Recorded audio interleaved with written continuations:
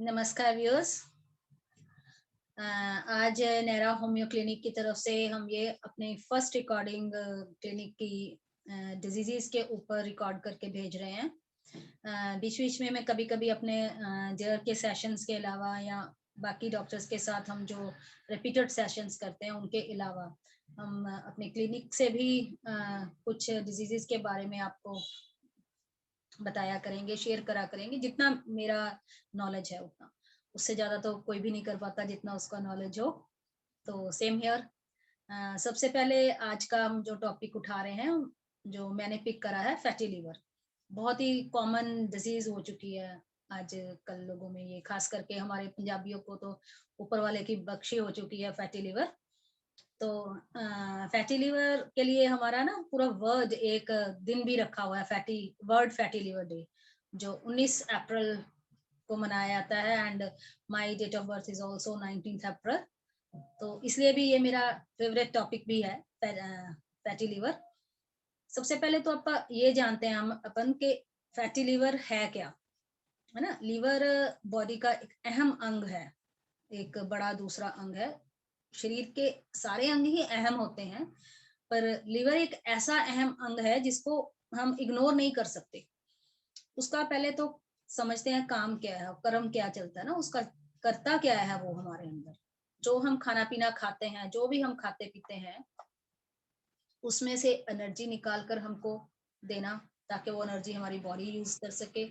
दूसरा ये कि उसमें से वो ब्लड के अंदर से जितने नुकसानदार चीजें हैं जो नहीं चाहिए हमें, वो उसने रिमूव करनी होती हैं। ये लीवर का हमारे बॉडी के अंदर एक साधारण भाषा में मैं बता रही हूँ, ये काम है।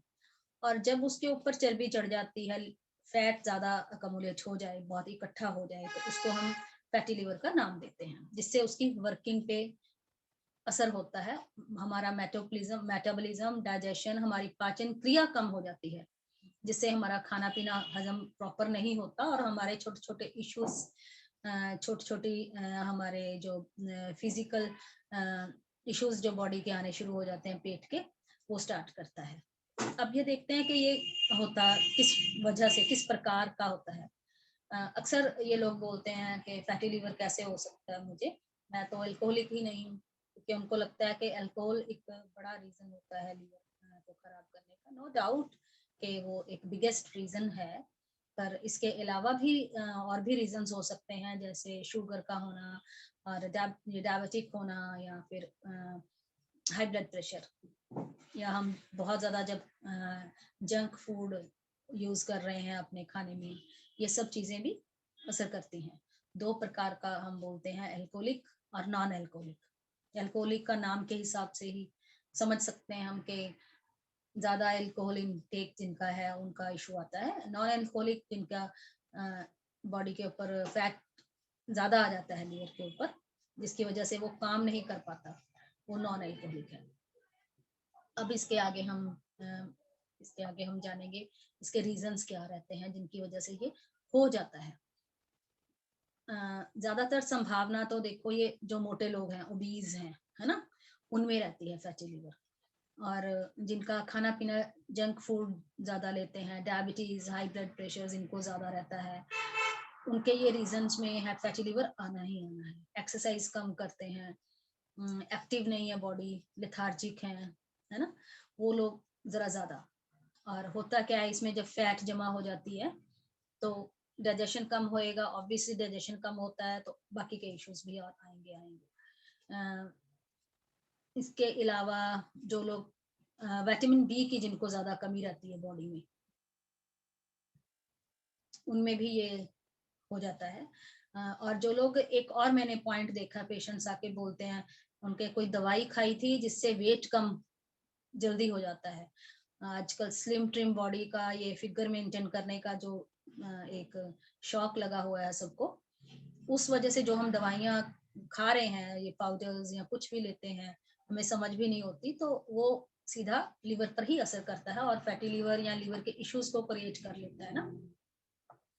अब ये देखना है, कारण हमने जान लिए इतने सारे, इसके लक्षण क्या होते हैं, हमें पता कैसे लगेगा कि ये मुझे फैटी लीवर ही है।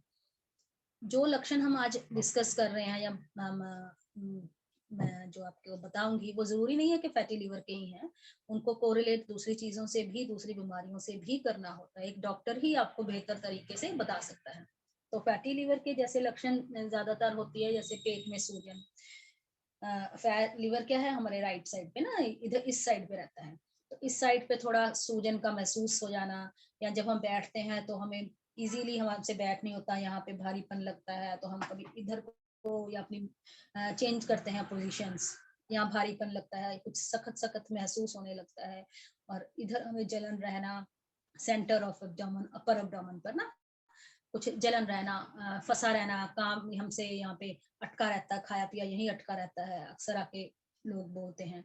भूख कम लगती है, जो खाते हैं ऊपर ही पड़ा रहता है, या अगर दोबारा खा लो थोड़ी देर बाद तो नाजिया हो जाता है ना, जी मचलाता रहता है, उल्टी का हो जाना, उसके बाद पेट खाली होता है तो थोड़ा रिलैक्स होते हैं लोग, उसके बाद फिर से सॉरी, और टायर्ड फील करते हैं, जो खाना खाया है वो हजम नहीं होता जल्दी ना, उस वजह से भी पेट में दर्द रहना, सूजन।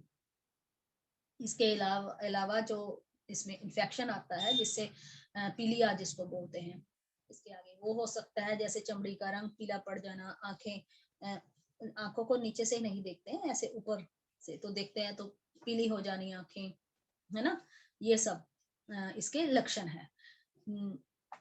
अगर इसको हम ट्रीट नहीं करते हैं, फैटी लिवर को हम इग्नोर करते हैं, जैसे हमारे पास कुछ पेशेंट्स आते हैं तो बोलते हैं ये माइल्ड ही है, इसको अपने आप ही ठीक हो जाना है, ये तो अक्सर सबको ही दिखता है आजकल, किसी का भी करवा लो। तो अगर हम इनको ध्यान नहीं देते, आप ट्रीट नहीं करते, या आप अपना ध्यान नहीं रखते हो खाने पीने में, इसका उपचार सही ढंग से नहीं करवाते हैं, तो हो क्या सकता है आगे। अगर आज माइल्ड है, ग्रेड 1 पर है, टाइप 1 एक उसकी स्टेज आई है, तो नेक्स्ट जल्दी ही ग्रेड 2 आ जाएगा, दूसरा इशू क्रिएट होगा, थोड़ा और आगे भूख आज थोड़ी कम लगती है, फिर और भूख मरेगी, वीकनेस और ज्यादा आएगी, है ना, धीरे धीरे ये सिरोसिस में कन्वर्ट होता है, लिवर फेल्यूर पे कन्वर्ट हो सकता है। तो ये बीमारी आगे आगे बढ़ती है और मेजर इश्यूज बॉडी के अंदर लेकर आएगी आएगी। टेस्ट इसका क्या करवाना है, सिंपल अल्ट्रासाउंड, फुल एब्डोमेन खाली पेट करवाइए, या अपर एब्डोमेन करवा लीजिए, ठीक है, सीबीसी करवाइए, एलएफटी करवाइए। वैसे तो आप जब अपने डॉक्टर के पास जाओगे वो आपको अच्छे से गाइड करेगा कि आपको कौन सा टेस्ट करवाना है। खुद से भी आप टेस्ट अपना करवा के देख सकते हो, सिंपल अल्ट्रासाउंड करवा लीजिए, एलएफटी लिवर फंक्शन टेस्ट करवाइए, उससे पता लग जाएगा इन्फेक्शन है या नहीं है। अभी उपचार के लिए तो डॉक्टर के पास हमको जाना ही होता है, इसके बिना हम घर पे भी इसका किस तरह से ध्यान रख सकते हैं। ऑयल फ्री खाना, तला हुआ बिल्कुल बंद कर दीजिए, मीठा बंद कर दीजिए, ताकि आपकी बॉडी के ऊपर जो फैट एकमुलेट हुई हुई है वो धीरे धीरे एब्जॉर्ब होनी शुरू हुए, जो अंदर है। एक्स्ट्रा फैट खाया हुआ तभी तो जमा हुआ है ना, वो उसका कम होना जरूरी होता है। इसके बिना ताजी सब्जियां, फ्रूट्स पे आइए, जूसेस पे आइए, फ्रेश जूसेस, नॉट ए डब्बा जूस, फ्रेश जूसेस पे आइए। तला हुआ और ये जंक फूड जो हम बाहर से सेवन करते हैं वो मत लीजिए। जंक फूड और साउथ इंडियन फूड, हम सोचते हैं इडली खा लिया, ये हल्का फूड, ठीक है, लेकिन जब हम डोसा खाते हैं वो भी फ्राइड होता है और उसमें आलू बहुत होते हैं, जो मसाला डोसा वगैरह ये खाते हैं, तो हमको उनसे भी, ऐसे भोजन से भी दूर रहना है, ठीक है। अल्कोहल, एडेड शुगर, ये सब चीजों का ध्यान रखना है, ज्यादा नमक नहीं लेना, बीपी नहीं बढ़ने देना, इन चीजों का खास करके ध्यान रखना है। और एक्सरसाइजेस छोटी छोटी करनी है, और वॉक पे रहना है, ताकि हम अपना वेट कम कर सकें। उसको हम ऐसे नहीं सोचेंगे कि हम कमजोर हो रहे हैं, वेट कम हो गया तो हम कमजोर हो रहे हैं, ऐसा कुछ नहीं है। वेट कम करना हमें सफुर्ती को लाना हमारी सेहत के लिए ज्यादा जरूरी है, ना कि हम उससे कमजोर हुए, हम तंदुरुस्त हो जाएंगे। मोटापा तंदुरुस्ती की निशानी नहीं है ना, मोटापा हमारी तंदुरुस्ती की निशानी नहीं है, मोटापा हमारी बीमारियों को जल्दी इनवाइट करता है। आपका पतला होना, बहुत स्किनी होना वो भी अच्छा नहीं होता, लेकिन हमारा तंदुरुस्त रहना वो ज्यादा जरूरी है। होम्योपैथिक में बहुत सारी मेडिसिन हैं, मैं मेडिसिन के बारे में ज्यादा डिस्कस नहीं करना चाहती, क्योंकि हमारे व्यूअर्स क्या करते हैं, फिर वही मेडिसिन रिपीटेडली लेना शुरू कर देते हैं। कुछ एक मेडिसिन के नाम बताऊंगी, चैलिडोनियम, कल्केरिया, काजस, लाइकोपोडियम, नक्स, चिनोंथस, फॉस्फोरस एटसेट्रा एटसेट्रा, लेकिन अकॉर्डिंग टू सिम्टम्स ओनली। आप अपने नजदीकी होम्योपैथ के पास जाइए, सिर्फ तभी आप अपनी दवाइयां लीजिए। अपनी मर्जी से कोई भी दवाई का ग्रहण मत करना, ये इजी नहीं होता अपनी दवाई को सिलेक्ट करना। आपकी दवाई आपका डॉक्टर ही सिलेक्ट करके आपको दे तो वो बेहतर होता है। थैंक यू व्यूअर्स, आज के लिए इतना ही। फैटी लिवर पे जितना मुझे लगा, या इसमें और भी बहुत कुछ ऐड कर सकते थे, और अगर हम डॉक्टर्स जब बैठते हैं तो बहुत कुछ और ऐड करते हैं, लेकिन मैंने बिल्कुल सीधे और साधारण तरीके से बताने की कोशिश करी है, जो कि आम लोगों के लिए इजीली समझ आ जाए। तो आज के लिए इतना ही। Thank you once again.